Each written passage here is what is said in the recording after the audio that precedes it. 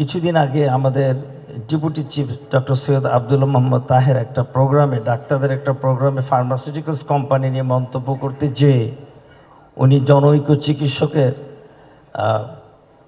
কিছুটা বলবো যে উগ্র আচরণের মুখোমুখি হন। সত্যটা বলতে চেয়ে আমরা আসলে ওই সত্যটাই লালন করি। আমরা মনে করি যে আমরা ক্ষমতায় আসলে ফার্মাসিউটিক্যাল ইন্ডাস্ট্রিগুলোর বাজেট অ্যানালাইসিস করব।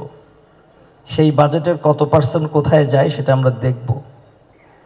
অ্যাট দ্য সেম টাইম আমরা যখন প্রাইস ফিক্সড করব এবং এসেনশিয়াল ড্রাগের লিস্টটা যেটা আমাদের প্রেজেন্টার বলেছে আমরা বাড়াবো, তখন কিন্তু আন্ডার দ্য টেবল কোনো ধরনের লেনদেন করতেও ফার্মাসিউটিক্যালস কোম্পানিগুলোর কষ্ট হবে।